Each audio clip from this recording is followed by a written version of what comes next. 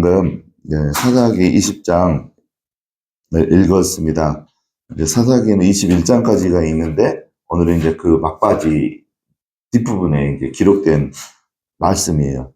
그래서 오늘 이 말씀을 통해서 우리에게 굉장히 귀한 중요한 내용을 가지고 제가 말씀을 전달을 할 거고요. 그래서 좀 이따가 기도할 때도 이 말씀을 바탕으로 저희가 이제 먼저 기도 사역하기 위해서 기도 시간을 갖도록 하겠습니다. 이제 사사기 시대는 보통 한 330년 정도 잡아요. 사사 시대를 BC 1380년에서 1045년까지 이렇게 330년 정도를 335년 정도를 사사 시대로 잡아요. 근데 이제 그 마지막 사사가 누굽니까? 우리가 알다시피 사무엘이죠. 사무엘이 마지막 사사고, 그 다음에 사무엘 뒤에 이제 왕이 세워지죠.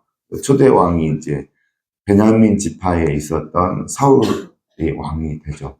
왕이 이제 등극한 시기는 BC 이제 1050년 정도가 사울이 왕이 됐죠. 그래서 이제 사울은 BC 1087년도 정도에 이제 태어났죠.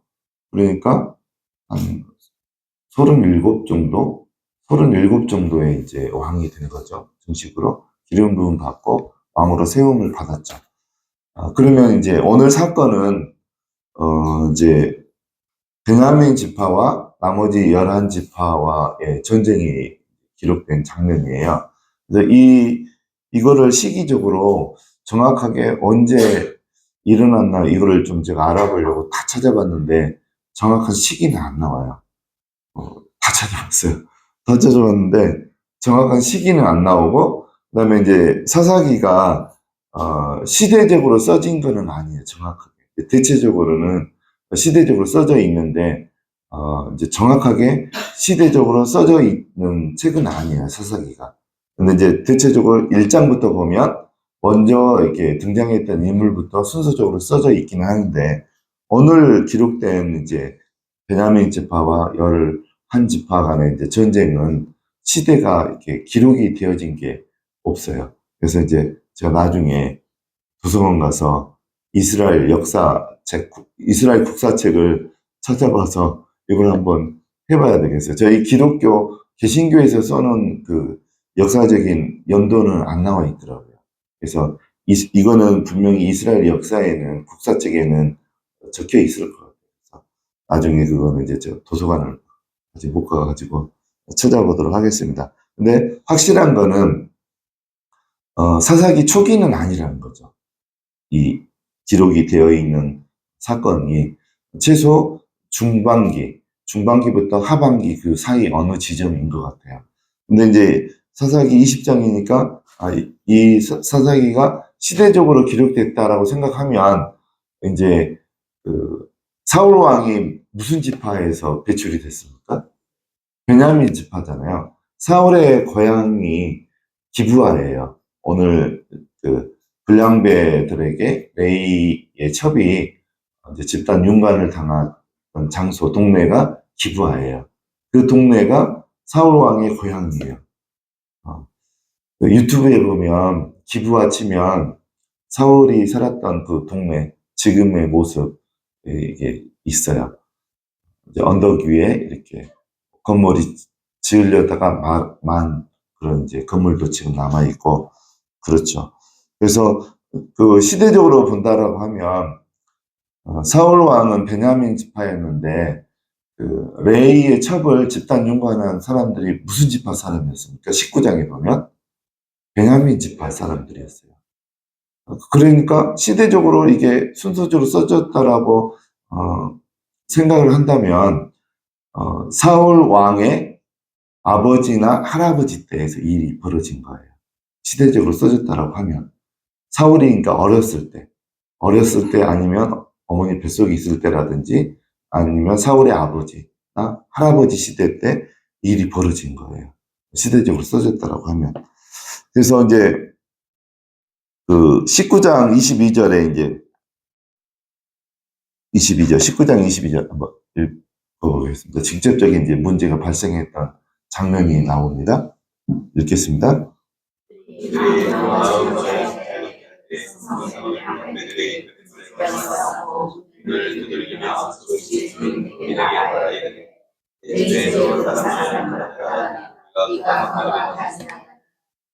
예.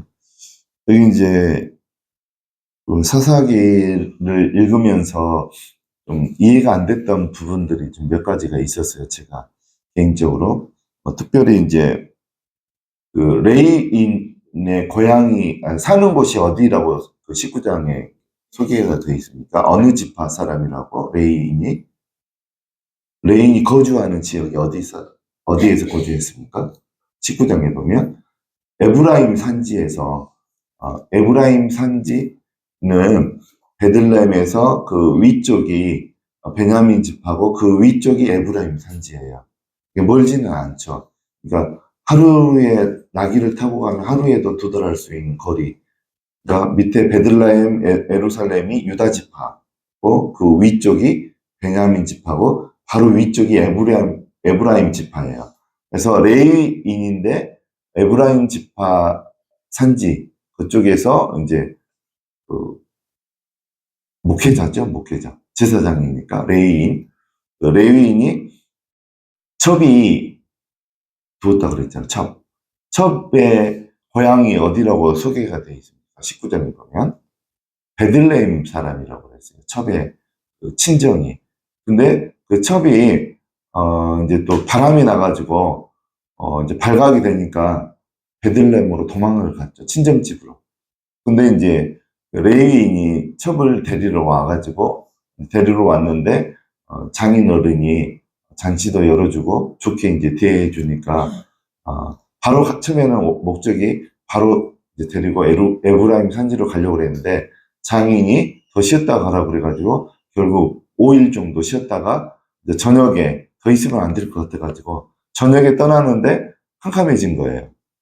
근데 이제 그 가다가 이제 우연히 이제 기부아라는 동네 베냐민 지파에 이제 도달했는데 이제 더 갈 수 없는 캄캄한 이제 저녁이 돼가지고 한 노인의 집에 이제 들어간 거죠. 그래서 그 노인이 이제 나귀들 먹이도 주고 물도 주고 하고 선대를 한 거죠. 이때 당시에는 나그네가 저녁에 지나가는데 자기 집으로 들어오라 그래서 식사도 차려주고 이거를 굉장히 영광으로 여기는 시대였어요. 그래서 저녁에 여행객이 지나가는데 그냥 놔두면 그 동네의 수치인 거예요. 그게 받아들이지 않으면. 그래서 그 노인이 그렇게 했는데 19장 22절 읽었던 것처럼 이제 그 동네 기부아의 불량배들이 관계하기 위해서 처음에는 남자를 레위인을 내놓아라. 그러니까 동성연애죠. 불량부 애들은 남자들이었고 레인 남자를 관계하려고 내놓으라고 하니까 이제 그 노인이 자기 딸들도 있으니까 딸을 대신 내놓을 테니까 그러지 말라고 이제 달리죠. 동성연애는 이스라엘 역사에서는 하나님도 금지했고 율법에서도 금지한 굉장히 극악한 범죄인 거죠. 그래서 노인이 자기 딸을 내놓으려고 하는데 신랑이 가운데 결국 누구를 내놓게 됩니까? 레위인이 자기 첩을 내놔요. 그래서 이제 저는 여기에서 좀 이해 안 됐던 부분이 한 두 가지가 나타나요. 레위인은 그때 당시에 성직자인데 어떻게 첩을 두느냐. 그게 이제 저는 이해가 안 됐고 또 그 위험한 상황 가운데 어떻게 본인이 나가서 어떻게 대처를 해야 되는데 자기 첩을 이렇게 대문 밖으로 내놓고 자기는 숨어 있고 남편이 맞나. 물론 이제 부인이 첩이긴 했지만 그런 이제 좀 그 무책임한 행동. 성직자가 첩을 둘 수 있는가. 그 다음에 그런 무책임한 행동. 그런 거가 저는 좀 이해가 안 됐어요. 그 다음에 말라기서 2장 14절에서 15절에 보면 그 부분에 대해서 좀 기록이 되어 있는 게 있어요. 말라기서 2장 14절 15절에 보면 14절 15절 읽겠습니다. 너희는 이르기를 어찌 됨이니까 하는도다. 이는 너와 내가 어려서 맞이한 아내 사이에 여호와께서 증인이 되시기 때문이라. 그는 내 짝이요 너와 사역한 아누르되 내가 그에게 거짓을 행하였도다. 그에게는 영이 충만하였으나 오직 하나를 만들지 아니하셨느냐. 어찌하여 하나만 만드셨느냐. 이는 경솔한 자손을 얻고자 하심이라. 그러므로 내 신령을 삼가 지켜 어려서 맞이한 아내에게 거짓을 행하지 아니하라. 지금 여기 레위인은 거짓을 행한 거예요. 하나님이 원래는 한 명만 아내로 주신 거예요. 성경에서는 한 명만. 근데 레위인은 첩을 둔 거예요. 그러면 한 명만 두신 이유는 경건한 자손을 얻기 위해서 하나님이 한 사람만 결혼하게 한 거고, 그 다음에 또 창세기 2장 24절에도 분명히 기록이 되어 있어요. 읽겠습니다.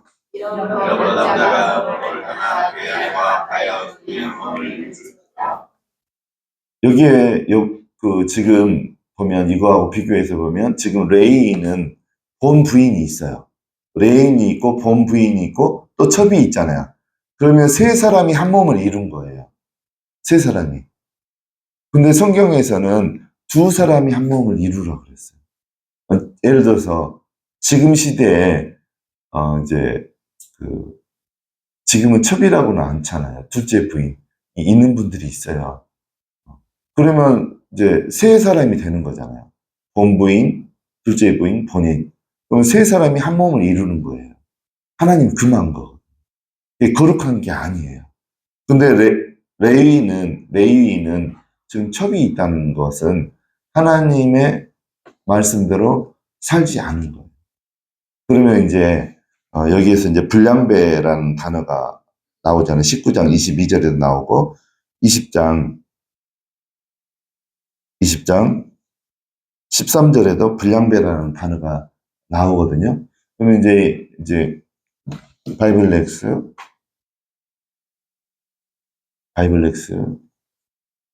19장 22절 사사기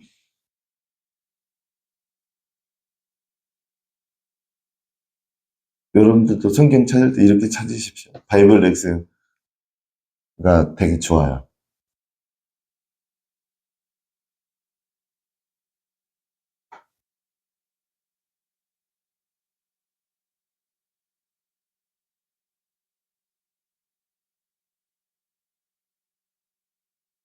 거기 원전분해 누르세요. 밑에 거. 제일 밑에 거 원전분해. 네. 거기 보면 불량배가 히브리어로 어떻게 되어 있냐면 벤 벨리알이라고 되어 있어요. 벤 벨리알. 벤은 아들, 손자, 자손 이런 뜻이고 벨리알은 어떤 거냐면 벨리알은 위경이라든가 사독 문헌, 그 다음에 사회 두루마리에 보면 벨리알이 사탄의 고유명사로 돼 있어요. 사단을 말할 때 벨리알이라고 썼어요. 이제 사회 두루마리나 사독 문헌이나 위경 문헌에 보면 벨리알을 사단으로 표현하고 있어요. 그러면 불량배라고 되어 있는데 히브리어는 벤 벨리알로 되어 있거든요. 그러면 한글로 이렇게 옮기면 불량배는 곧 뭐예요? 사탄의 자식들인 거예요. 불량배들. 그 다음에 이제 또 그런 뜻이죠. 그러면 이제 오늘 본문에 보면 이 전쟁을 통해서 연합군이 몇십만 명이 모였습니까? 오늘 아까 읽어보니까 40만 명이 모였어요. 그 다음에 베냐민 지파는 몇 명이 모였습니까? 2만 6천 명이 모였어요. 2만 6천 명이 모였고, 그 다음에 이제 전쟁의 결과를 보면 이스라엘 지파 중에서도 손실이 많이 있었어요. 4만 명이 죽었죠. 10분의 1, 40만 명의 10분의 1이 이제 전사를 했죠. 그 다음에 이제 그러면 10분의 1이 이스라엘 지파에서 손실이 있었고, 베냐민 지파에서는 2만 6천 명이 모였어요. 군사. 그 중에 2만 5천 명이 죽었어요. 정확하게 말하면 2만 5,400명이 죽었어요. 2만 5,400명. 그 다음에 몇 명만 살아남아서 그 굴로 도망갔나요? 베냐민 지파 중에 600명만 살아남아서 산에 있는 굴로 숨었어요. 그냥 멸절을 당한 거죠. 그러면 2만 5,400명만 죽은 게 아니에요. 여기 20장 마지막 부분에 보면 이스라엘 지파 연합군들이 베냐민 자손들 동네를 습격을 해가지고 온 성읍과 가축과 만나는 자를 다 칼날로 치고 다 죽였다라고, 닥치는 대로 죽였다라고, 가축과 사람들을. 근데 실제적으로는 2만 5천 명만 죽은 게 아니에요. 더 많이 노인들과 아이들까지 그냥 멸절을 한 거고, 몇 명 못 살아남은 거죠. 그 바위에 숨은 600명과 또 그 중에 또 살아남은 몇 명만 완전히 이제 한 지파가 거의 사라질 뻔한 그런 사건을 겪은 거죠. 사사기 가운데 제일 비극적인, 또 어떻게 보면 구약 역사 중에 제일 비극적인 내용이 여기 사사기 20장에 기록된 거예요. 그래서 이제 이 말씀을 통해서 좀 우리에게 적용시켜야 될 부분이 분명히 있습니다. 특히 이제 여기 이제 여러분들이 저희 교회에 지금 오셨잖아요. 왜 오셨습니까? 왜 오셨습니까? 최소한 여러분들은 하나님이 여러분을 어떤 것을 위해서 준비해 놓으셨나, 무엇을 위해서 여러분을 준비해 놓으셨나, 여러분의 그 존재의 목적이 뭔가, 하나님이 여러분에게 주신 사역의 방향이 어떤 건가, 최소한 그거는 우리가 알아야 되거든요. 특별히 이제 여기 사울왕 말고 사도였던 바울은 본인의 사역의 목표가 뭔지, 자기는 어떤 것을 위해 준비된 그릇이었는지 알게 되는 성경 장면이 사도행전 9장에 나오잖아요. 사도행전 9장 가겠습니다.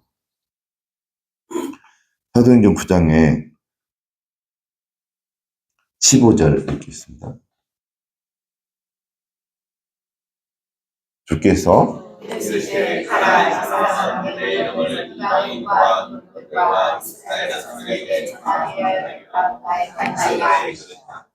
이 말을 지금 바울은 누구한테서 듣고 있습니까? 이 말을 아나니아라는 제자. 이거는 이제 구체적으로 말하면 예언기도예요. 예언기도. 아나니아가 하나님한테 듣고 교회와 그리스도인들을 진멸하고 있는 사울, 그때 당시 사울이죠. 사울에게 가서 눈이 멀어 있는 상태, 앞을 못 보는 사울에게 가서 예언 기도를 하는 거예요. 당신은 이방인들과 많은 임금들을 위해서 복음을 전하라고 준비된 그릇이다라고. 당신의 사명은 이방인들과 왕들에게 복음을 전하는 게 당신의 사명이라고. 그래서 사울은 처음으로 자기의 사명을 예언 기도를 통해서 듣게 된 거예요. 여러분들의 사명은 뭡니까? 여러분의 사명. 저는 사명이 분명해요. 하나님이 청년 때부터 계속 보여줬었어요, 저에게. 저의 사명은 훈련소 조교예요. 훈련소 조교. 꿈을 통해서 하나님이 몇 번을 보여주셨어요. 청년 때부터. 꿈을 꾸는데 이제 훈련소가 제 눈에 보였어요, 꿈에. 그래서 막 수많은 군인들이 훈련병들이 훈련을 받고 이제 포복 훈련도 받고 사격술도 받고 여러 가지 훈련을 받는 가운데 보니까 수백 명의 군인들이 넓은 운동장에서 훈련을 받는 게 제가 꿈에서 청년 때 보이는데 군데군데 빨간 팔각모 쓰고 이제 후루라기 물고 군데군데 서 있는 사람들이 있죠. 상의 빨간 거, 모자 빨간 거, 바지는 군복 입고. 그 사람들이 누굽니까? 조교잖아요. 조교들이더라고요. 조교들이 몇 명 있는데 꿈속에서 조교가 있나 보다 하고 이제 보니까 쉬는 시간 50분 수업, 10분 휴식, 군대는 칼같이 그걸 지키잖아요. 전쟁이 일어나도 휴게 시간이 있어요, 군대는. 그래서 휴게 시간에 보니까 훈련병들도 화장실 가고 이렇게 하는데, 화장실에서 보니까 그 훈련 조교 중에 한 사람이 난 거예요. 이제 팔각 못 쓰고. 근데 이제 군인들이 보니까 저는 처음에 그 이제 이등병을 배출하는 그 일반 그 논산훈련소처럼 그런 훈련소인 줄 알았어요. 근데 훈련병들의 계급을 보니까 장교 후보생들이에요. 장교. 예를 들면 육군사관학교처럼 이제 거기 훈련 과정을 마치면 장교로 임관하는. 이제 그러니까 제가 조교인데 장교 될 사람들을 훈련시키는 그런 그 조교인 것을 하나님이 몇 차례 보여주셨었어요, 저에게. 그래서 이제 저는 사명이, 장교, 영적인 어떤 장교가 누구겠습니까? 목회자들인 거죠.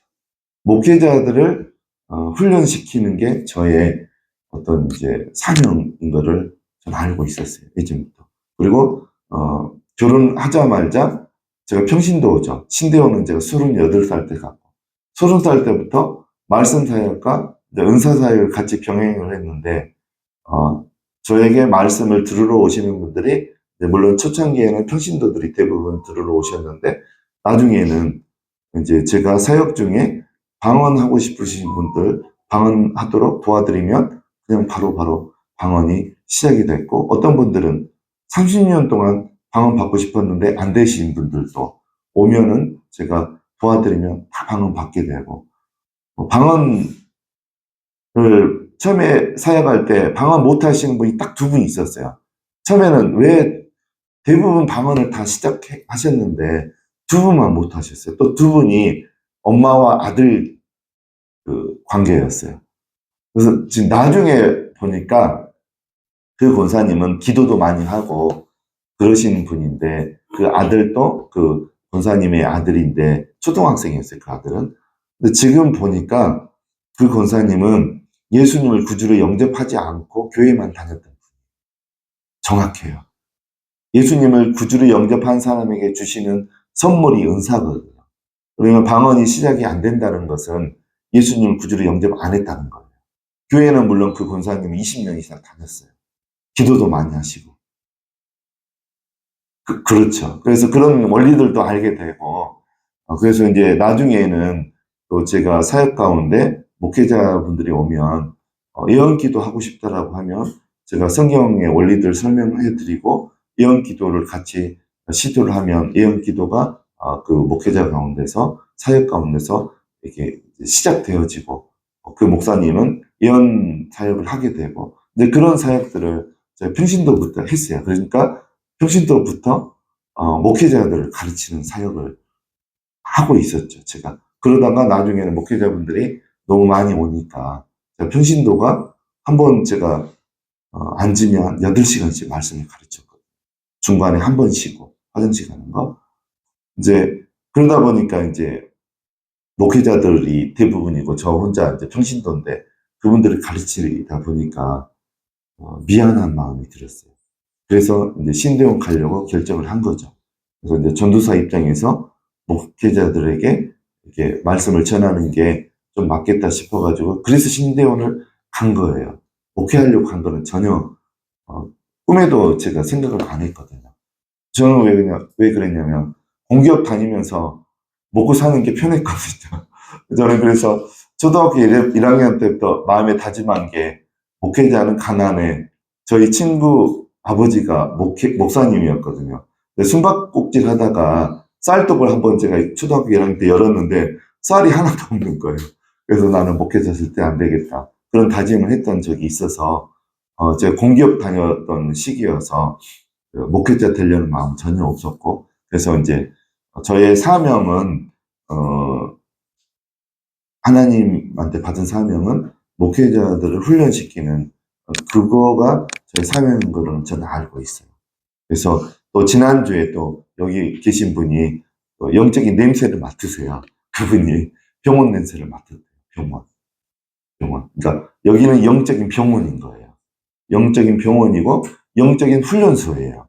그래서 전쟁하기 위해, 사역하기 위해 갖춰야 될 것을 다 갖추게 하는. 그래서 악한 영도 쫓아내야 되고 병든 자들도 고침을 받아야 되고 또 이제 전쟁을 하게 되면 실제로 지금 러시아와 우크라이나가 전쟁을 하는데 우크라이나가 요즘에 집중적으로 공격하는 그 대상이 한 두 부류가 있어요. 두 종류. 못과 못을 때려 부십니까? 우크라이나가 드론으로 주로 정유시설과 탱크가 기름이 없으면 못 움직이죠. 또 한 군데 방공시설, 레이더를 때려 부셔요. 집중적으로. 그래야지 그 통신시설을 마비시켜놔야지 방공시설을 비행기들이 마음대로 날아다니거든요. 그러니까 통신을 못하게 그렇게 이제 하는 거죠. 그래서 목회자가 하나님의 음성을 듣지 못하면 전쟁에서 져요. 목회자가 하나님의 음성을 들으면서 목회하시는 게 굉장히 바람직한 거죠. 그러면 오늘 이제 그 사사기를 보면 이 레위인은 하나님과 충분히 교류가 있었는가? 하나님의 음성을 충분히 들었던 사람인가? 그 기준으로 보면 이 레위인, 오늘 사사기 20장에 등장하는 레위인은 전혀 그렇지 못한 성직자인 거죠. 일단 성적으로 거룩하지 못한 거죠. 하나님은 창세기부터 보면 둘이 한 몸을 이루라 그랬지 셋이 한 몸을 이루라고 한 적이 한 번도 없어요. 거룩하지 못한 것을 지금 이 레위인이 한 거죠. 첩을 두었다는 것은. 그러니까 우리가 우리에게 적용을 해보면 성경에 비추어 봐서 우리의 행동을 비추어 봐야 돼요. 우리 행동을. 예를 들어서 목회할 때도 목사님이 있고 사모님이 있잖아요.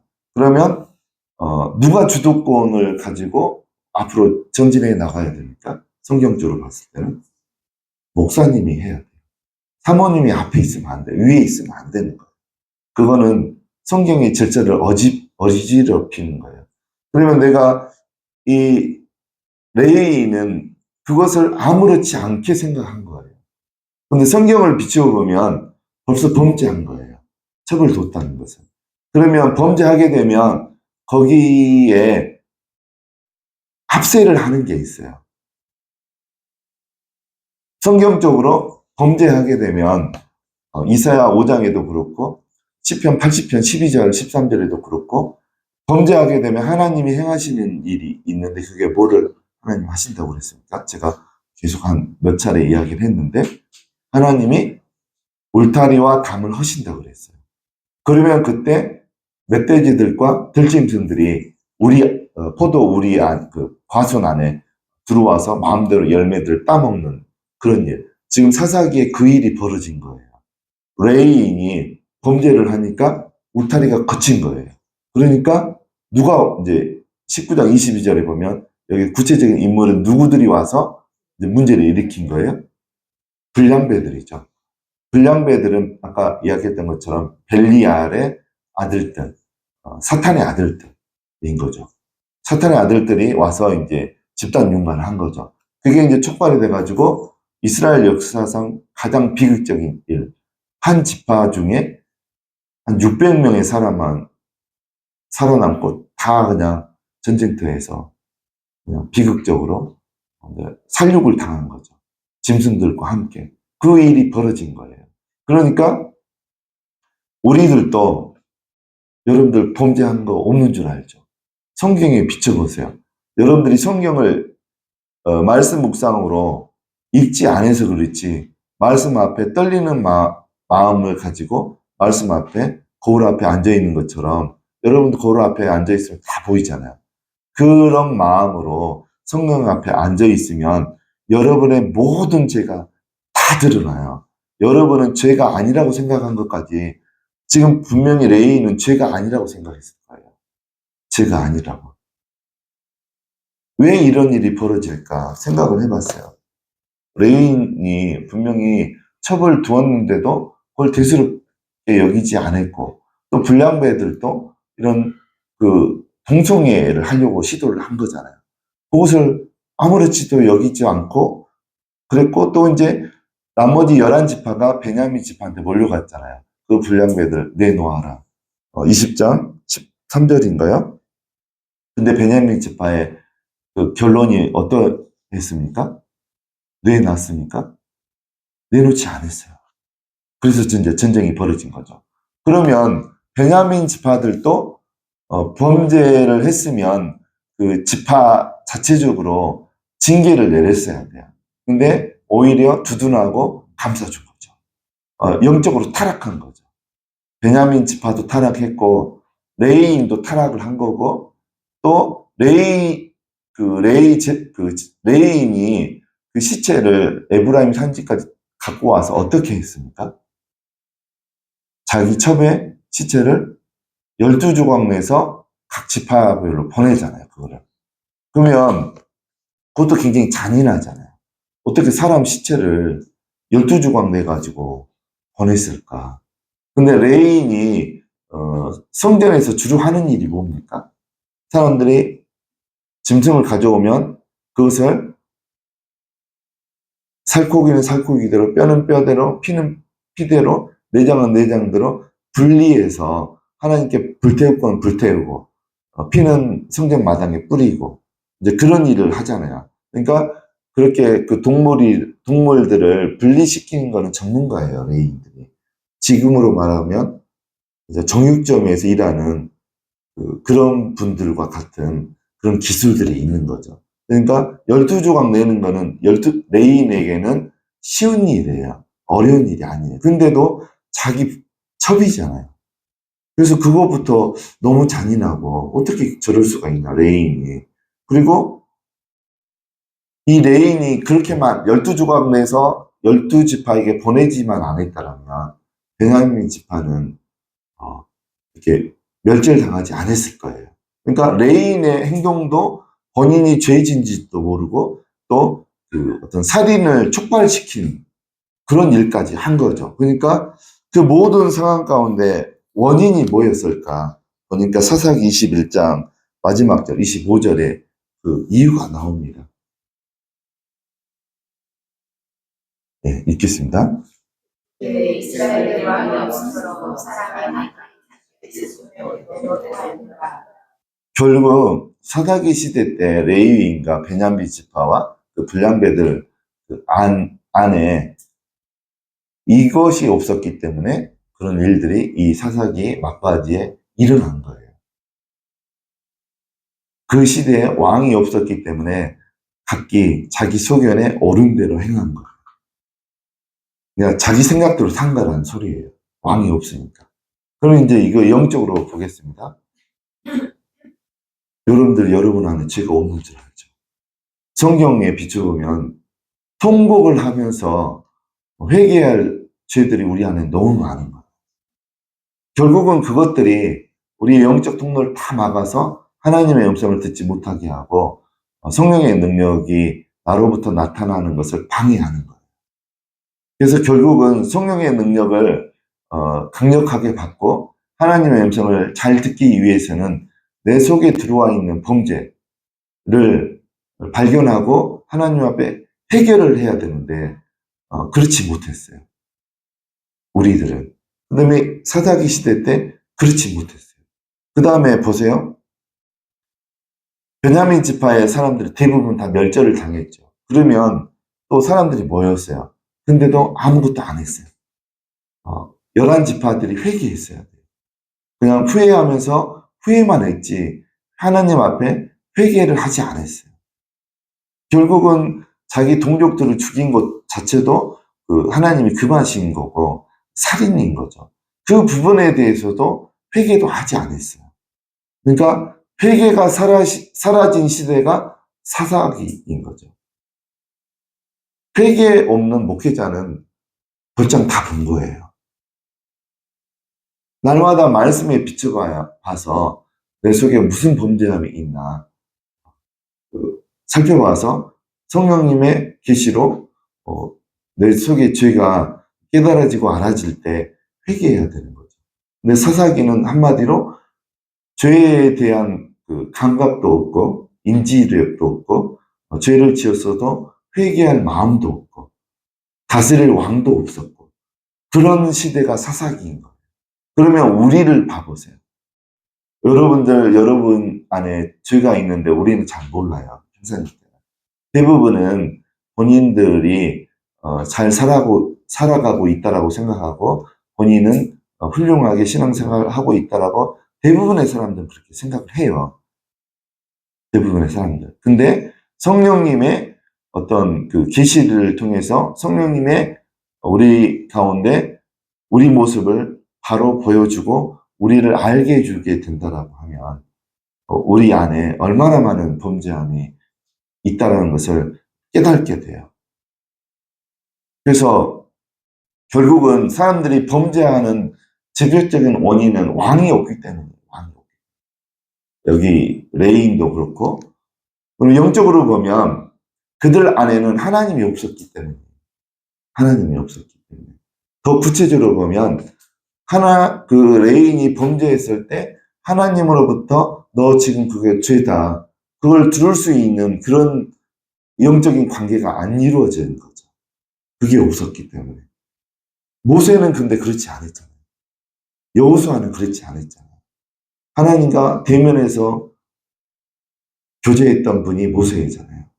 그리고 이스라엘 백성들이 범죄할 때 죽이려고 하니까 모세가 하나님 앞에 가로막아 서서 하나님 내 이름을 생명께서 지워도 괜찮으니까 이스라엘 백성들의 죄를 용서해 주세요. 그렇게 나가잖아요. 그러니까 모세는 굉장히 죄에 민감했던 분이에요. 이스라엘 백성의 죄뿐만 아니라 본인의 죄까지 굉장히 민감했던 분이에요.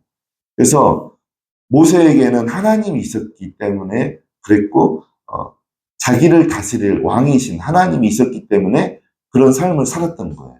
근데 이 사사기 20장에는 이 레위인은 제어해줄 왕이 없었던 거예요. 하나님과 교제가 없었던 거죠. 그럴 만한 영적 수준이 안 됐던 거죠. 그러면 여러분들 이제 자신을 봐보세요. 여러분들이 모세만큼 교제가 일어나고 있습니까? 하나님의 음성을 그 정도 수준으로 듣고 있습니까? 저는 이메일 아이디가 모세 아이예요. 모세를 닮고 싶어가지고. 모세처럼 하나님과 이렇게 대면하면 죽으니까 대면하지 않아도 모세 수준만큼 하나님과 교제하고 싶어가지고 제 이메일 아이디가 모세 아이예요. 그러면 여러분은 지금 그 레인만큼의 수준만큼 하나님과 이렇게 교제가 이루어지지 않고 있습니까? 하나님으로부터 이렇게 여러분의 모든 것, 죄뿐만 아니라 여러분의 사명, 이런 모든 부분에서 대해서 지금 듣고 있습니까? 여러분 어떠십니까? 여러분의 사명 정확하게 알고 계셔요? 물론 목회자이긴 하지만 구체적으로 어디를 위해서 하나님이 예비한 목회자이신지. 저도 목회자인 거죠. 근데 저는 사명이 훈련소 조교인 거예요. 그래서 갖춰야 될, 제일 크게 갖춰야 될, 제가 중요시하는 거는 하나님과의 통신이에요. 그래야지 전쟁에 가서 통신 장비가 망가지면 그냥 죽으러 가는 거예요, 전쟁터에. 통신 장비가 굉장히 중요한 거죠. 그러면 우리의 영적인 통신은 뭡니까? 하나님의 음성을 듣고 내가 실행에 옮기고 그거인 거예요. 그게 생명인 거죠. 그래서 제가 제일 잘할 수 있는 부분은 그 부분이에요. 여러분, 하나님과 통신이 잘 되십니까? 말씀으로 그게 통신이 잘 될 수 있어요. 또 기도로도. 근데 핵심은 말씀이에요, 말씀. 성경 말씀. 여러분들은 성경 말씀으로 여러분의 죄가 다 이렇게 하나님으로부터 지적받고 고침을 받고 수정을 받고 통곡하면서 하나님 앞에 여러분의 죄를 내어놓고 울면서 몇 일씩 울면서 이렇게 새롭게 변화되어지는 그 경험이 있었습니까? 저는 말씀 묵상할 때 대학생 때부터 그런 시간이 많았어요. 2시간씩, 3시간씩 저는 저희 아버님이 돌아가셨을 때도 그렇게 안 울었어요. 근데 하나님께서 내 죄를 지적하면서 너 범죄하면 너의 이름을 생명경에서 지워버리시겠다. 그 말씀을 받고 얼마나 무섭고 떨리던지 한 3시간을 울었어요. 꺼이꺼이 울었어요. 그런 시간이 여러분들에게는 있어야 돼요. 근데 말씀 묵상하지 않으면 그런 시간이 여러분들의 인생 가운데서는 생략되어져요. 여러분들 통독하다가 그런 일이 있었습니까? 그러면 굉장히 잘하신 거예요. 통독하다가도 그런 일이 별로 안 일어나는데 통독하다가도 그런 일이 있었다고 하면 그분은 통독을 굉장히 잘하시는 거예요. 근데 말씀 묵상을 하면 그런 일은 다반사로 일어나요. 하나님이 나의 죄를 지적하면서 진짜 종말이 심판의 날이 내 앞에 와 있는 것처럼 그 생명책에서 내 이름이 진짜 지워지는 듯한 그 급박한 다급한 낭떠러지에서 떨어지는 아찔한 온몸이 그때 저는 그 음성을 듣고 출애굽기 33장 32절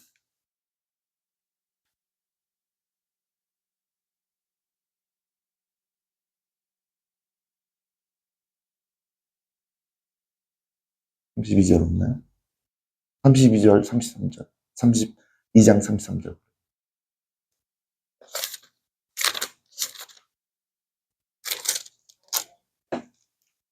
네, 읽겠습니다. 여호와께서 모세에게 이르시되 누구든지 내게 범죄하면 내가 내 책에서 그를 지워버리리라. 제가 말씀 묵상하는데 그때 이제 제가 하나님 앞에 은밀히 범죄한 게 있었어요. 근데 하나님이 그 죄를 지적하면서 이 말씀을 말씀 묵상 가운데 저에게 주시는 거예요.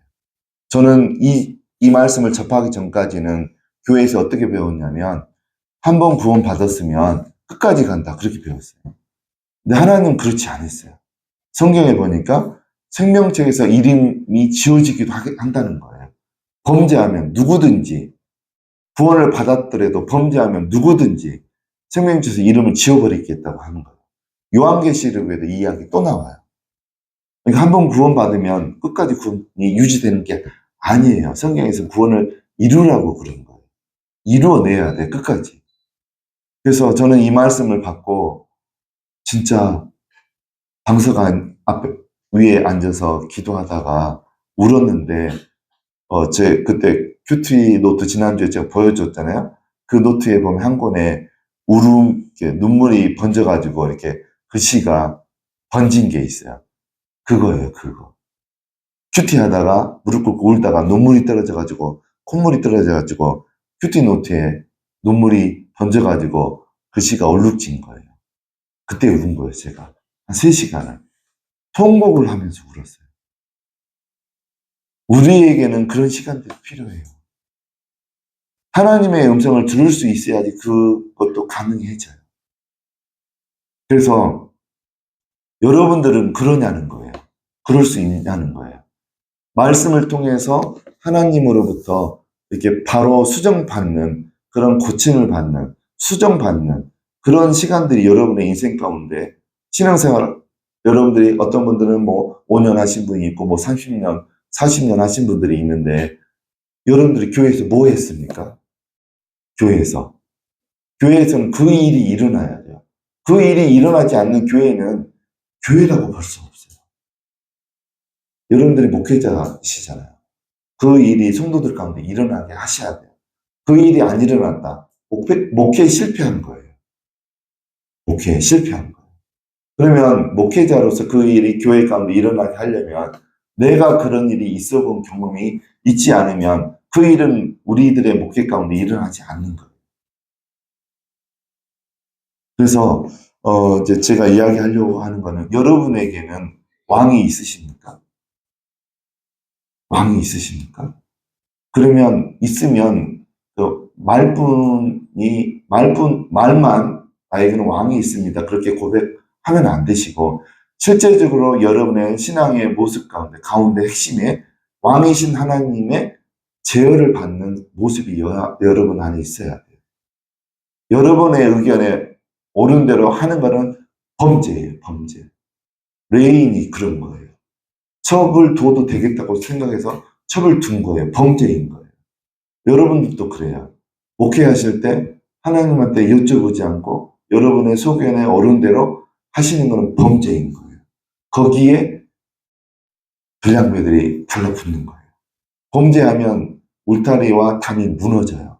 그러면 거기에 이제 악한 영들이 가세를 하면 비극이 벌어지는 거예요. 그러니까 우리에게는 범죄하지 않는 것이 중요한 거죠. 근데 문제는 내가 범죄해도 인지하지 못한다는 거죠. 하나님과 이게 통신이 이루어지지 않기 때문에. 그래서 여러분들은 통신이 하나님과 교제가 이루어지지 않는다. 그럼 왜 그런가? 원인을 찾아 나서야 돼요. 그냥 놔두시면 안 돼요. 근데 많은 경우 하나님과 교제가 잘 안 된다. 한 가지밖에 없어요. 제가 신대원 다닐 때 우리 동기 목사님 중에 태어날 때부터 몸에 장애를 갖고 태어난 전도사님이 계셨어요. 근데 이제 신대원 다닐 때 이게 옆에서 보잖아요. 아침 9시부터 오후 6시까지 수업을 받으니까 삶을 보잖아요. 그러면 어떨 때는 오전 2시간만 수업이 있고 나머지 수업이 없을 때가 있어요. 그러면 이제 어떤 사람들은 뭐 식사 끝나면 뭐 커피숍에서 하루 종일 죽치고 앉아서 커피 마시는 사람도 있고 어떤 분들은 또 이제 기도실이 있잖아요. 보통 신도원에 가면 지하에 저희 학교는 기숙사 지하에 기도실이 있었어요. 개인 기도실도 있었고 넓은 기도실도 있었고 그러면 이제 저는 항상 도서관에서 먼저 큐티를 하고 말씀 묵상을 하고 그다음에 이제 그 기도실에 가서 기도를 한 2시간씩 그 쉬는 날 수업이 없는 날은 그렇게 했어요. 근데 우리 동기는 한 번도 말씀을 본다든지 기도실에서 기도를 한다든가 그걸 못 봤어요, 제가. 그리고 이게 대화를 해보면 하나님에 대한 지식이 거의 없어요. 그래서 그걸 가지고 이제 여러 각도로 이제 생각을 해봤어요. 분석을 해봤어요. 해보니까 한 가지더라고요. 태어날 때부터 몸에 장애를 갖고 태어났기 때문에 하나님 아버지에 대한 감정이 안 좋은 거예요. 왜 하나님 내가 장애를 갖고 태어났어야 됩니까? 그래서 하나님 탓을 하는 게 그 10년 가운데 깊이 있는 거예요. 그러니까 하나님이 기분 나쁜 거예요.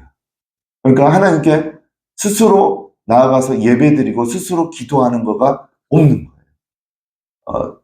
목회자니까 청년부 담당해야 되니까 예배 인도하고 말씀을 선포하고 그렇지. 설교하기 위해서 말씀을 준비하지. 혼자 있을 때 하나님이 좋아서 하나님 앞에 나아가는 것이 그 전도사님의 삶 가운데서는 생략되어져 있어요. 하나님에 대한 상처인 거죠. 그래서 여러분들이 왜 하나님과 깊이 있게 교제를 못하나? 여러분의 어렸을 때 아버지와의 관계를 살펴봐야 돼요. 아버지와의 관계. 여기에 보면 하나님이 뜻이 있어서 보내셨는데 아직도 이 부분이 안 된 부분이 있어요. 안 된 분이 있어요. 여기에. 그래서 아버지와의 관계에서 상처가 있게 되면 하나님과의 관계가 깊어지지 않아요. 저도 이제 저희 형제가 아들만 6이었잖아요. 그렇고 아들만 6이었고 또 이제 부모님이 군인이었던 분들은 하나님과의 관계가 잘 안 될 가능성이 있어요. 왜 그러냐면 상처가 많거든요. 아버지가 군인이지만 자녀들을 키울 때 군대식으로 키우거든요. 저도 아들이 6이었기 때문에 군대식으로 컸어요. 큰형이 명령하면 그냥 해야 되는 거예요. 나 하기 싫어. 그 말이 없는 거예요. 저희 집에는. 아버지가 또 뭐를 하라고 그러면 그냥 해야 되는 거예요. 저희가 논하고 밭이 많았거든요. 농촌에서 농사 짓는 집이었기 때문에 아버지가 뒤에 있는 밭에 가서 리어커로 퇴비를 다 이렇게 마늘 이제 심을 거니까 퇴비가 밭 가운데 이렇게 그렇잖아요. 왕겨하고 돼지 분뇨 이렇게 섞어놓고 한 10개월 정도 비닐 덮어놓으면 이렇게 다 발효가 되잖아요. 그러면 그거 비닐을 벗겨서 그 온 밭에, 저희 밭이 하나가 한 600평, 막 700평 그랬거든요. 리어커로 다 뿌려놔라. 그러면 저희 형하고 형 둘, 저랑 저 밑에 동생 넷이 가서 리어카 2대로 하루 종일, 하루 못하면 며칠 동안 해야 되는 거죠. 나 바쁘니까 못해요. 그런 거 없는 거예요, 우리 집안은. 그러니까 저는 거의 군대식으로 큰 거예요. 그리고 또 그러다 보니까 그 아버지와의 관계가 좋지 않은 부분이 있었죠. 또 특별히 부모님이, 아버지가 군인이었던 분들이 또 상처가 많아요. 그러면 그분들이 나중에 목회자가 되면 하나님과 소통이 잘 안 돼요. 아버지에 대한 상처가 있기 때문에 하나님하고 이게 연결이 되거든요. 그러면 하나님을 육체의 아버지로 여겨요, 보통. 하나님은. 영적인 아버지이지만. 그래서, 하나님과 소통이 잘 안 될 경우가 있고, 특별히 저희 아내 같은 경우는 아버지와의 관계가 좋았어요. 그러니까 하나님과 소통이 잘 되는 거예요. 근본적으로. 근데 저는 좀 노력을 많이 한 거죠. 말씀 묵상을 통해서. 그래서, 분명히 하나님과 여기 이제 여러분들 중에, 소통이 잘 안 된다. 하나님으로부터 내가 받은 사명이 뭔지 모르겠다. 하나님으로부터 내가, 이렇게 쓰임을 받기 위해서 갖춰야 될 것들이 하나님으로부터 이렇게 들은 게 없다. 또 내가 살아가면서 하나님의, 성령님의 지시함을 받고 인도함을 받고 살아본 적이 없다. 여러분들 사실은요, 결혼할 때도 성령님의 지시함을 받고 결혼하셨어야 돼요, 여러분들. 저는 그렇게 했어요. 성령님의 음성을 듣고 결혼을 했죠. 또 말씀으로 확인도 받고 결혼을 했죠. 모든 것을 성령의 인도하심을 받고 나아가시는 게 그게 원칙이고 그게 기본인 거죠. 근데 우리가 교회에서 잘못 그런 것들을 훈련을 덜 받은 거죠. 교회에서 훈련을 못 시켜준 거예요. 그래서 제일 중요한 거는 여러분들이 여기 와서 갖춰야 될 것은 여러분들 예언 못 하셔도 돼요. 더 중요한 거는 하나님께서 여러분과 관계 가운데서 여러분들이 막힘이 없이 원활하게 말씀을 통해서, 기도를 통해서 성령님의 음성을 듣고 하나님의 음성을 듣고 올바르게 하나님이 여러분에게 주신 사명대로 여러분들이 목회하시는 것. 그것이면 돼요. 그래서 여기에서 여러분들이 저는 계속 강조할 거예요. 하나님의 말씀을 통해서 살아계신 하나님의 음성을 듣는 방법. 이거는요, 한국의 교회들이 많지만 실질적으로 피부에 와닿게끔까지 훈련시켜주는 것이 그렇게 많지는 않아요. 교회 가운데. 제가 다녔던 교회도 그걸 잘 하는 교회라고 소문이 나 있지만 제가 그 안에서 11년을 신앙생활 해보니까 굉장히 부족해요. 그 교회도. 그래서 여러분들이 이제 또 오후에 또 이제 말씀 묵상하는 거 지난주에 적용 큐티로 하는 방법 하나 이야기해 드렸고 오후에는 나머지 3가지에 대해서 또 자세히 설명해 주겠습니다. 그때 또 여러분들이 집중하셔서 하시고 여러분들이 여기 와서 이제 예언 훈련도 받으시고 방언 통역도 사용할 수 있게 되시고 이제 영적 눈도 열리셔 가지고 보게도 되실 건데 그것보다 더 중요한 거는 왕이 없으면 각기 옳은 대로 행했다라고 하잖아요. 사사기 마지막 절에. 여러분들에게 분명히 왕이 있으셔야 돼요. 그래서 늘 지시함을 받으셔야 돼요. 모든 거에 대해서. 여러분들 자녀 결혼식 할 때도, 결혼할 때도 지시함을 받아야 돼요. 너의 딸의 배우자는 그 사람은 아니다. 그러면 결혼시키면 안 되는 거예요. 방해요. 큰일 나요. 불량부 애들이 달라붙어요. 그것도 범죄인 거죠. 하나님이 원하는 대로 행하지 않는 것은 범죄하는 거예요. 그래서 여러분들이 무엇보다 탁월하게 잘해야 될 부분은 여러분의 모든 거에 대해서 인도해 주시고 지시하실 하나님의 음성, 성령님의 인도하심과 음성을 잘 들을 수 있는 것, 그거 한 가지만 하면 여러분은 모든 것을 다 얻을 수 있어요. 거기 안에서 모든 게 다 나오거든요. 거기 안에서. 여러분들이 그렇게 해서 말씀을 깊이 있게 보잖아요. 그러면 뭐 어디 가서 배울 필요가 없어요. 어떻게 하면 성령의 능력이 임하나? 말씀 안에 다 있거든요. 어떻게 하면 예언을 잘할 수 있나? 성경 안에 다 있어요, 실은. 방언 통역도 그렇고. 어떤 사람이 20년 동안 방언을 구했는데 안 된다. 그러면 원리들이 성경 안에 다 있어요. 그것을 그냥 설명해주고 하면은 그냥 방언이 그냥 돼요. 됩니다. 그래서 여러분들이 제발 제가 다시 강청을 합니다. 말씀 묵상 안 하면 여러분의 목회는 망합니다. 아무것도 건질 게 없어요. 통독도 하셔야 되는데 말씀 묵상을 더 하시기 바랍니다. 통독도 하시기 바랍니다. 제가 해보니까 목회자는 통독도 하셔야 돼요. 네, 말씀 묵상 안 하고 목회하시면 여러분들 각기 옳은 대로 행하는 이 레인처럼 베냐민 지파처럼 그렇게 살 수밖에 없어요. 여러분 인생에서 사역 가운데 목회 가운데 건질 게 별로 없어요. 시간 하시지 마시기 바랍니다. 그리고 나는 여러분들은 수시로 하나님한테 점검을 받아야 돼요. 내가 지금 잘하고 있나? 내가 범죄하고 있는 게 혹시 있지 않나? 그게 없는 사람은 벌써 망한 인생이에요. 망한 사역인 거예요. 그게 없다라고 하면. 그래서 그렇게 여러분들 하고 싶은 마음이 있다라고 하면 그게 잘 안 되면 방해하는 게 있다는 거예요. 악한 영이 그럴 수 있고 또 상처가 그럴 수 있는 거예요. 뭐가 그런지 여러분들 밝혀내고 이게 수술을 받아야 돼요. 그러니까 저희 교회는 어떻게 보면 영적인 병원인 거예요. 우리 전도사님이 지난주에 맡았던 영적인 냄새, 병원 냄새가 난 거 잘 맡으신 거, 정확하게 맡으신 거. 그래서 어떤 분들은 악한 영을 저희 교회를 통해서 사역 여기에서 사역 받으면서 악한 영을 쫓아내야 될 사람들도 있고, 그 다음에 또 상처 치유를 통해서 하나님의 능력이 임하도록 하는 것.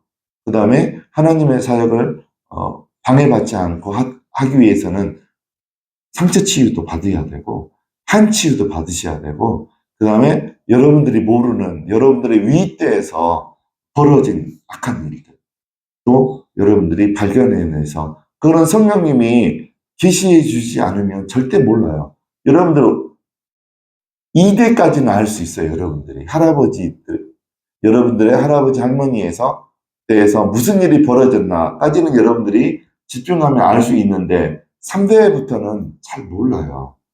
근데 벌써 보면 이 사사기 마지막 부분에 이제 그 사무엘이 사사의 마지막 그 사역을 멈추고 이제 사무엘 상회에서 사울 왕이 되죠.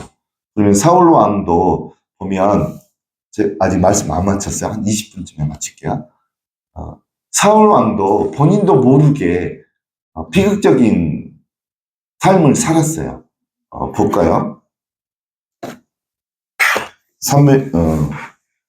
사무엘상 18장 8절, 10절, 8절하고 10절 읽겠습니다. 그 말에 불쾌하여 시키하여 시내어 다윗의 마음만 노리고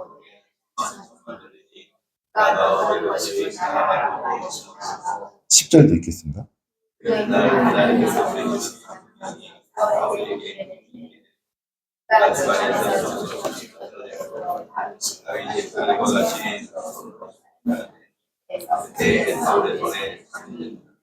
이제 여기 10절에 보면 집안에서 돌아다니면서 정신없이 떠들어댔다라는 거가 있잖아요. 저는 이제 제가 고등학생 때 희망하는 직업이 정신과 의사였어요. 그래서 항상 정신적으로 어려움이 있는 사람에 대한 마음이 커요, 저는. 그래서 또 책도 많이 읽었고, 칼 융이라고 하는 분이 있어요. 그분이 써놓은 책은 다 읽었어요. 한국에서 출판된 책, 그 그다음에 프로이드가 쓴 책들도 많이 읽었고, 그래서 이제 관심이 많아요. 그러면 이 현상, 10절에 나타나는 현상은 어떤 현상인지 아세요? 정신분열 현상이에요. 정신분열. 그러면 정신분열 상태에서 창이 보이니까 그걸 집어서 자기 사이인 다윗에게 집어 던졌어요. 다윗이 안 피했으면 죽었죠, 다윗은. 이 일이 또 19장 9절에 또 나타나요. 19장 9절 볼까요?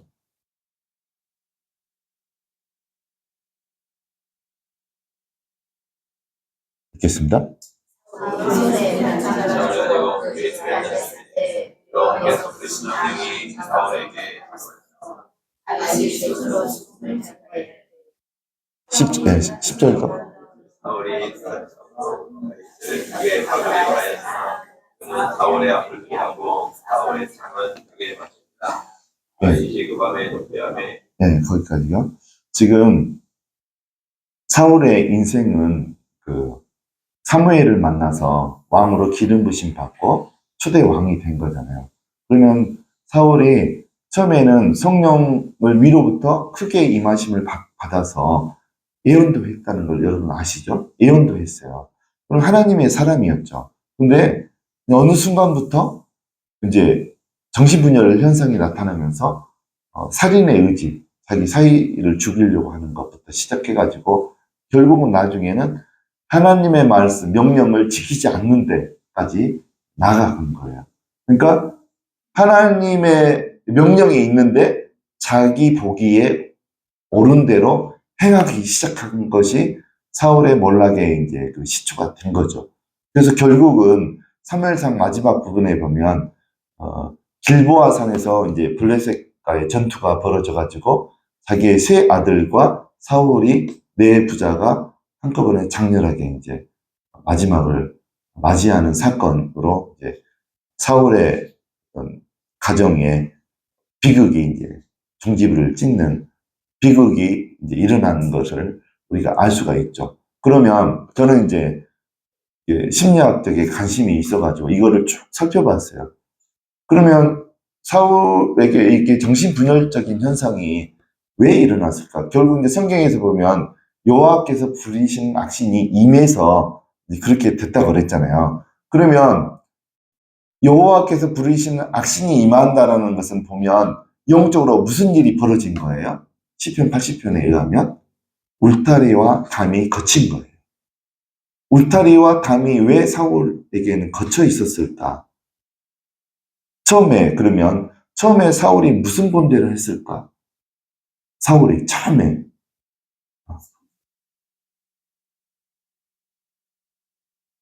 그런 것도 있죠. 근데 자기 사위인 다윗을 죽이려고 했던 것은 그 이전이에요. 그 이전. 그래서 한번 이야기해 보세요. 어떤 걸까요? 울타리와 담이 거쳤던 계기가 뭘까? 뭘까? 우리 이제 사모님도 이야기했는데. 전쟁에 나갔습니다. 전쟁에서 한번 좋은 거잖아. 블레셋을 무찔렀으니까. 또 골리앗 때도 상관없고. 예. 그냥 주목해서 불쾌한 거. 감정이 불쾌할 수도 있는 건데요. 그렇게 할 때 이제 네. 강력이 들어오고. 이제 좀 그게 연관성이 있죠. 근데 이제 저는 어디까지 생각을 하냐면, 시초가 뭘까? 보니까, 이제, 만약에, 그, 베냐민 지파가 사라졌을 때가 할아버지 때였다면, 2대잖아요.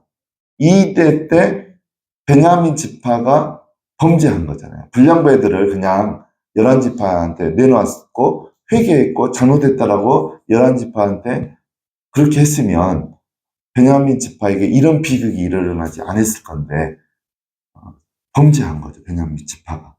불량부 애들이 베냐민 지파 사람이었으니까.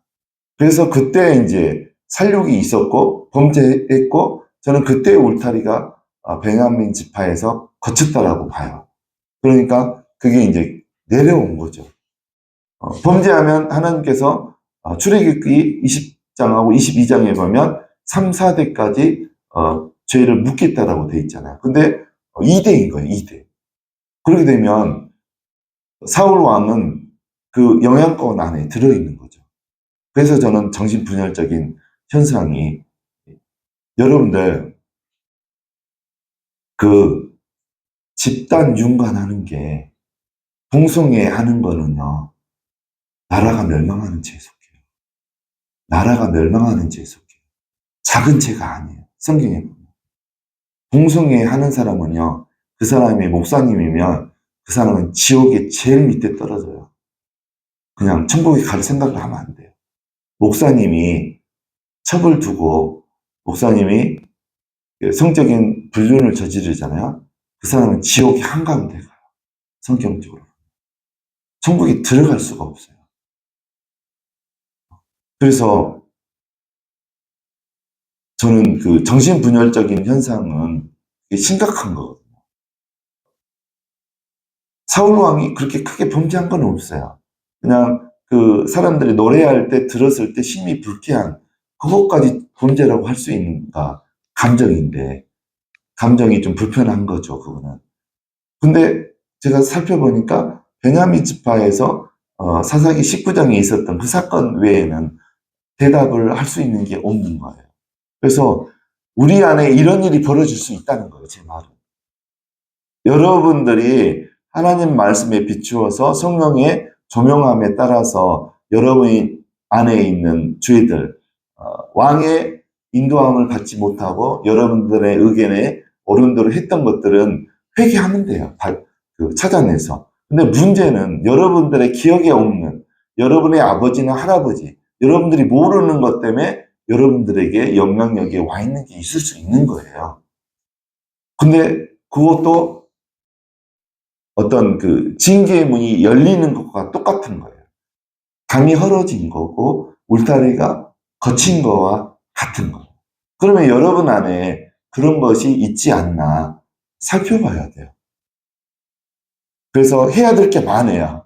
말씀 묵상을 통해서 하나님과 교제를 통해서 나에 대해서 하나님이 말씀하시는 음성을 들으셔야 돼요. 여러분의 사명이 뭐고, 여러분 안에 이렇게 제거돼야 될 죄가 뭐고, 나쁜 습관이 뭐고, 악한 영이 어떤 것이 있나, 그것들 다 하나님한테 들으셔야 돼요. 또 이런 집회를 통해서, 또 이제 협력사역자들, 기도를 통해서, 협력사역자들은 대부분 보거든요. 그러니까, 이렇게 기도할 때, 잠깐씩 이야기해주는 무슨 영 나가 그럴 때, 그것들을 감지하셔야 돼요. 그래서 그것들을 여러분들이 쫓아내셔야 되고, 그 다음에 또 이제 저희 교회에서는 수요일 날 상처 치유를 또 이제 깊게 하고 있어요. 상처 치유에 대해서. 그 다음에 한치유에 대해서. 그 다음에 이제 감수성 대화까지. 그래서 수요일 날은 그거는 이제 토요일 날에 다 못하니까 그렇게 하고 있습니다. 그래서 여러분들이 그런 시간들을 통해서 여러분들을 자세히 다 알아내야 돼요.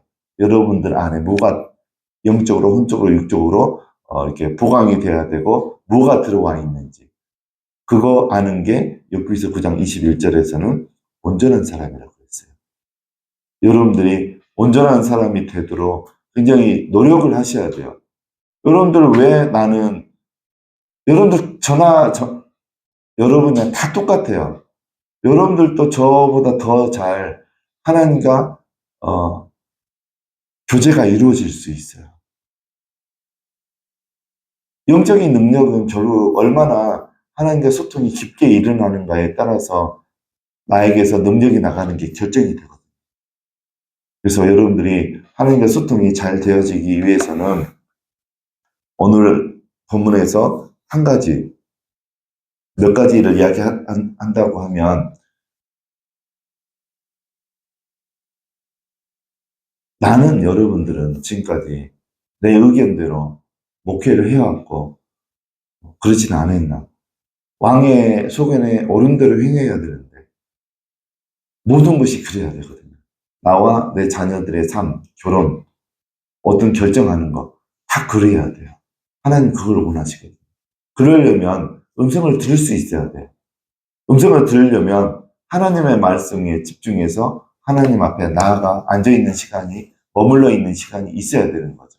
그 시간이 이제 말씀 통독이나 말씀 묵상인 거예요.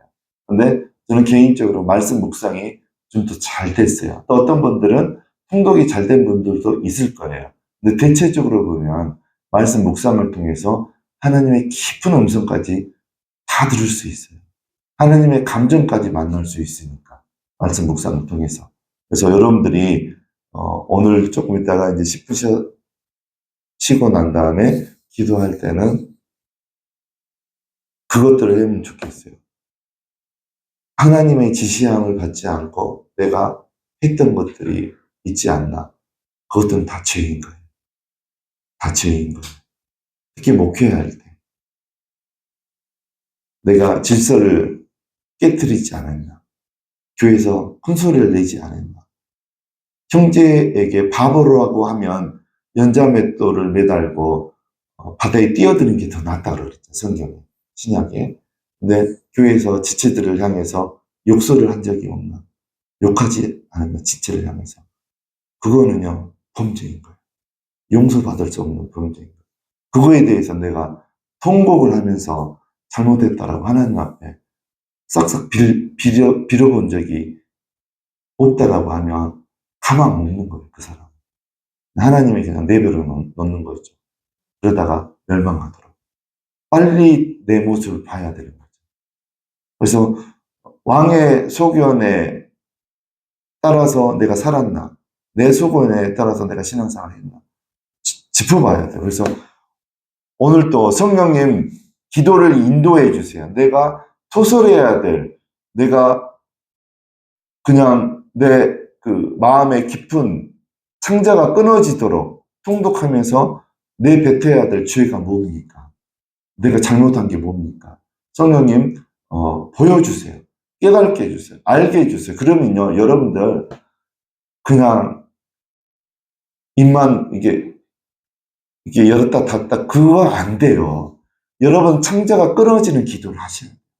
그래서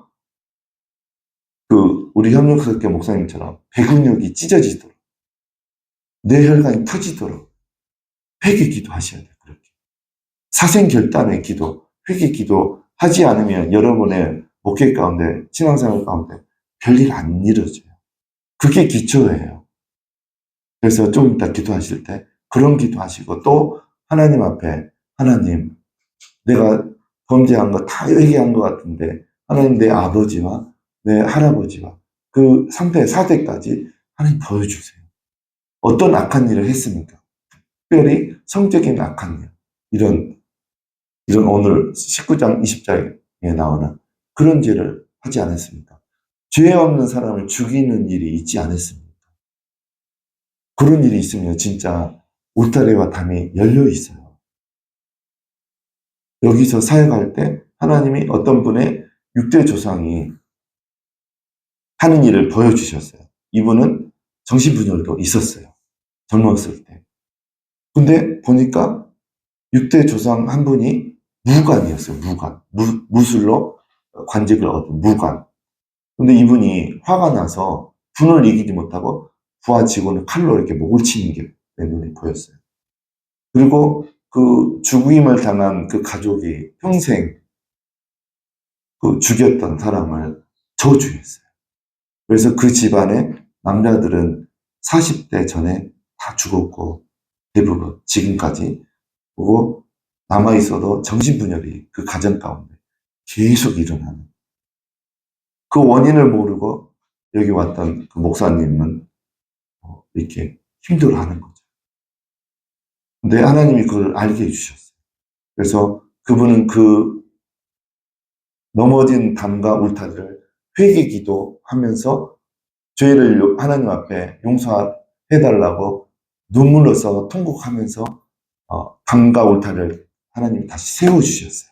그러니까 이제 그 악한 일들이 이제 그친 거죠. 여러분들 그런 일이 여러분들 선조 가운데 일어날는지 안 일어난지 모르잖아요. 그래서 성령님한테 기도를 인도해 달라고 기도해 주셔야 돼요.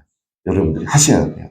그래서 성령님이 깨닫게 해주시면 여러분들 그냥 점점 차리고 앉아서 그렇게 기도하시면 안 돼요. 망해요, 여러분 집안이. 여러분 자녀들의 삶이 망해요. 불량부 애들이 마음대로 휘젓고 다니고 멧돼지와 들짐승들이 마음대로 휘젓고 다니는데 다 빼앗기는 거죠. 재물도 빼앗기는 거고 자식들도 빼앗기는 거고 모든 것을 다 놓쳐요. 그래서 여러분들이 사생결단을 해야지 여러분들이 다시 세움을 받을 수 있고 자녀들이 안전하게 세움을 받을 수 있는 거예요. 그래서 좀 이따가 10분 쉬었다가 그 기도를 하겠습니다. 창자가 끊어지도록 여러분들 기도하셔야 돼요. 안 그러면 하나님 용서하지 않아요.